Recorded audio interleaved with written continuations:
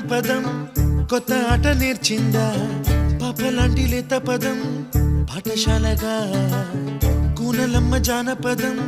పల్లె దాటి వచ్చిందా చవళిల జానతనం పాట చూపగా కుంచెలో తాగే చిత్రాలు ఎదురొచ్చేలా అంతటా